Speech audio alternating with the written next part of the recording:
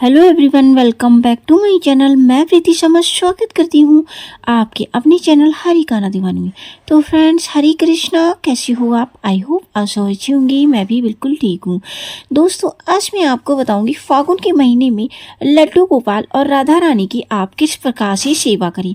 क्यों है विशेष लड्डू गोपाल, राधा रानी और भगवान शिव के लिए ये महीना विशेष। दोस्तों, भगवान शिव और माता पार्वती और राधा कृष्ण के लिए महीना बहुत ही विशेष है, क्योंकि इस महीने में कृष्ण पक्ष में महाशिवरात्रि, जिसमें माता पार्वती और भगवान भोलेनाथ का विवाह हुआ था। और दोस्तों, विजया एकादशी भी कृष्ण पक्ष में ही पड़ती है। उसके अलावा शुक्ल पक्ष में रंग भरी एकादशी फुलेरा दौज, जिसमें भगवान कृष्ण और राधा रानी का विवाह हुआ था, जो कि ब्रह्मा जी ने कराया था और पांडिल वन में हुआ था। वो दिन था फुलेरा दौज का। इस दिन इनका विवाह कराया था। अगर आप राधा कृष्ण लाने की सोच रहे हैं तो बहुत ही अच्छा दिन है।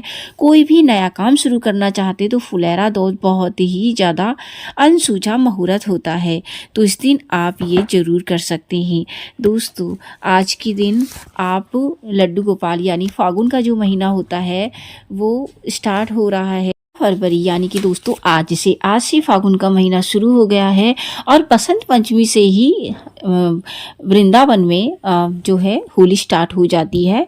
तो वृंदावन में होली स्टार्ट हो जाती है। महोत्सव जो होता है वो 40 दिन तक होता है। 40 दिन तक आप लड्डू गोपाल के साथ डेली होली खेलते हैं, क्योंकि इस दौरान अलग अलग होलियाँ स्टार्ट हो जाती है, जैसे कि लड्डू होली हो गई, रंग वाली होली हो गई, गुलाल वाली होली हो गई, लठमार होली हो गई, अलग अलग तरह से फूलों वाली होली हो गई। तो इस तरह से अलग अलग होली खेली जाती है। हमारे राधा कृष्ण बाल गोपाल को ये महीना बहुत ही ज़्यादा प्रिय है। ये महीना इतना प्रिय है कि इस महीने की शुरुआत ही भगवान ने की थी। कहते हैं कि एक बार यशोदा माता के पास भगवान जी जाते हैं, श्री कृष्ण भगवान जो बाल रूप में होते हैं, और कहते हैं कि राधा रानी इतनी गोरी है, मैं इतना काला क्यों हूँ। तो इस पर यशोदा माता कहती है कि तुम भी उन्हें अपने ही रंग में क्यों नहीं रख लेते हो। तो इस पर उन्होंने रंग उठाया और राधा रानी को चंचल मन से उनके पर रंग लगा दिया। तभी से ही होलियों की शुरुआत हो गई। दोस्तों, कहते हैं कि जो लड्डू गोपाल जी हैं वो बासुरु से ही अपनी सखाओं को, राधा रानी को और जो हैं उनको बुलाया करते थे, अष्टसखियाँ। आप क्या कर सकते हैं, लड्डू गोपाल जी को फागुन के महीने में, वैसे तो आप डेली उठाते हैं, आप लड्डू गोपाल जी को उठाइए। इन दिनों में दोस्तों ठंड भी बहुत कम हो जाती है, तो आप लड्डू गोपाल जी को ब्रह्म मुहूर्त में उठा सकते हैं। जैसे राधा रानी हो गए, लड्डू गोपाल, बाल गोपाल, जो भी आपके पास सेवित विग्रह हैं, ब्रह्म मुहूर्त में उठाइए। अगर आप नहीं उठा सकते हैं तो 6 या 7 बजे तक आप जरूर उठा लीजिएगा। उनको उठाने के बाद आप देखिए, सबसे पहले तो आपको खुद ही स्नान करना होगा। स्नान करने के बाद ही आप लड्डू गोपाल जी को उठाइएगा, नहीं तो फिर दोष लगता है। अगर कोई आपकी बहुत ज़्यादा समस्या है, आप नहीं है, कोई स्वास्थ्य प्रॉब्लम है या बच्चा आपका छोटा है, तब तो मजबूरी हो जाती है। ठीक है, आप कोशिश ये करिएगा कि आप पहले स्वयं स्नान करें, फिर भगवान जी को उठाइएगा। उठाने के बाद उनको दूध का भोग लगाइएगा, और आप ड्राई फ्रूट्स का भोग भी लगा सकते हैं, क्योंकि वो रात भर के भूखे होते हैं।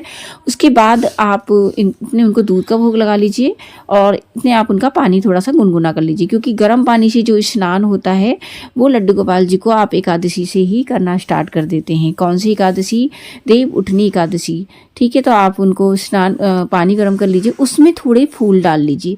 जी हाँ, इसमें थोड़ा फागुन का महीना होता है तो इत्र वगैरह फूलों से इनको स्नान कराया जाता है, तो फूल डाल लीजिए, थोड़ा इत्र डाल के आप उनको स्नान करा सकते हैं। विशेष तिथियां होती हैं, उसमें आप उनको पंचामृत से स्नान करा सकते हैं। देखिए दोस्तों, उसके बाद आप थोड़े से फूल तोड़ के रख लीजिए, क्योंकि ये जो होली का उत्सव होता है 40 दिन तक होता है। और आप उनके लिए कुछ ऑर्गेनिक गुलाल बना सकते हैं, जैसे कि आप थोड़े से गेंदे का फूल ले लीजिए और थोड़ी मैदा ले लीजिए, उसको मिक्सी में ग्राइंड करिए और उसके बाद उसको छान लीजिए। थोड़ी देर हल्की सी उसको धूप लगा लीजिए, तो एकदम आपका जो गुलाल है वो रेडी हो जाएगा। इसी तरह से आप गुलाब के फूलों से भी गुलाल बना सकते हैं। थोड़ी सी मैदे में गुलाब की पत्तियां डालिए, ग्राइंड करिए और उनको छान के सुखा दीजिए। तो आप उसके अलावा जैसे अपराजिता के जो फूल होते हैं उनके तरह से बनाएंगे तो आप पर्पल कलर का गुलाल तैयार हो जाएगा। इसी तरह से आप अलग अलग गुलाल बना सकते हैं, बहुत ही ऑर्गेनिक तरीके से मैंने बनाने भी सिखा रखे हैं, तो आप हमारा वीडियो चेकआउट जरूर करिएगा दोस्तों। तो इस तरह से ही आप लड्डू गोपाल जी को स्नान कराइए लगाइए। उसके बाद उनको सुंदर सुंदर, देखिए कलरफुल कपड़े बनाए जाते हैं। फागुन का महीना बहुत कलरफुल महीना माना जाता है, तो इसलिए आप उनको अलग अलग कलरफुल तरह के कपड़े पहना सकते हैं।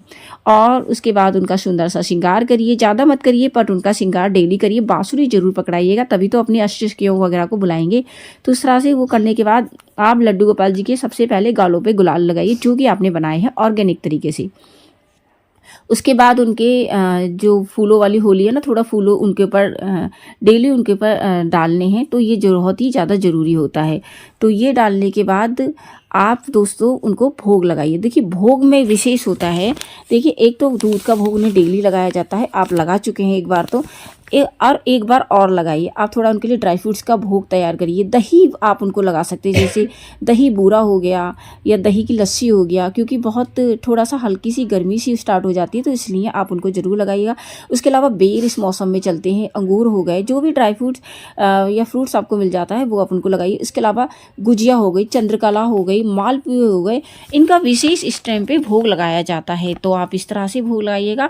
और डेली आपको क्या सेवा करनी है, देखिए डेली आपको फूलों वाले जल से उनको स्नान कराना है, इत्र डालकर डेली उनको गुलाल लगाना है, और डेली ही फूलों की वर्षा उनके ऊपर करनी है। तो ये डेली आपको करना है। उसके अलावा जो मैंने आपको भोग बताए हैं वो डेली ही आप उनको लगाइए।